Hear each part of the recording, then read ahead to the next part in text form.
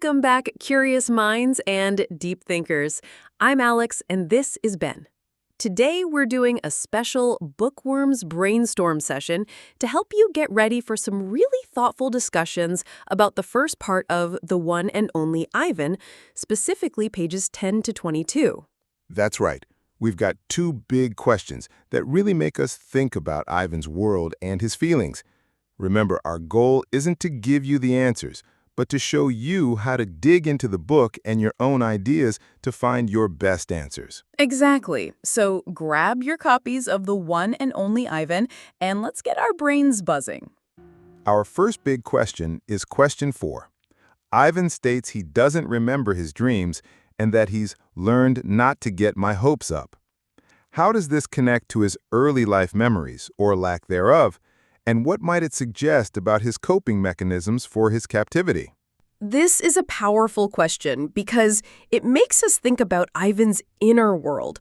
When we hear, "learned not to get my hopes up," what does that immediately tell you about his feelings or experiences, Ben? It suggests a kind of protection, doesn't it? If you don't hope, you can't be disappointed. It makes me wonder if he's actively choosing not to feel too much or dream too big because of his situation. I agree, but how does this connect to his memories? Think about the imagination chapter on page 22. He says, "Mostly I think about what is, not what could be." What does that mean for his past? It implies he's pushing those past memories away. He doesn't want to think about what his life could have been in the wild because it would make his current reality too painful. He's choosing to focus only on his present. Exactly. But does he remember nothing about his early life? What about the Shapes in Clouds chapter on page 21? He talks about dipping his fingers in mud and using his mother's back as a canvas. Ah, that's a key detail. So, even if he generally doesn't remember his dreams or has learned not to get his hopes up, this one precious memory of his early life and art breaks through. It shows that his true guerrilla self and his artistic side are still there, even if they're suppressed.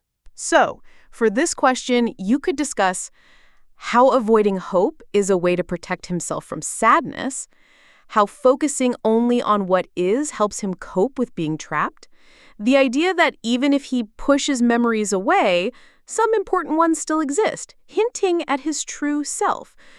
What does this coping mechanism cost him? What might he be missing out on by not hoping? Inspiring artistic music fades in and out. Let's move to our second big question, question 5. Ivan and Julia communicate through their art.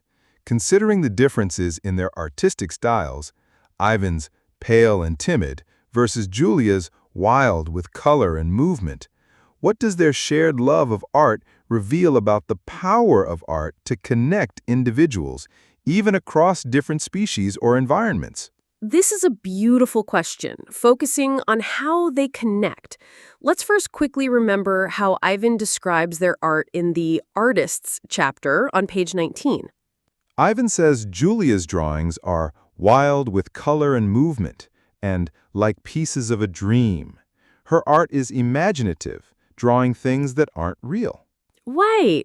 So how do these very different styles still create a connection? Even though Mac doesn't understand Ivan's art, Julia does, at least to some extent. What happens when Ivan draws? Ivan says, "I'm not drawing for them, I'm drawing for me." But Julia sees it. She even gives him his first crayon. Their shared activity of drawing bridges the gap between them. Think about the glass wall. It physically separates them, right? Ivan says, the glass says, you are this and we are that, and that is how it will always be. But when they draw, or even when Julia gives him art supplies, what does that wall become? It becomes a shared canvas, a way to interact.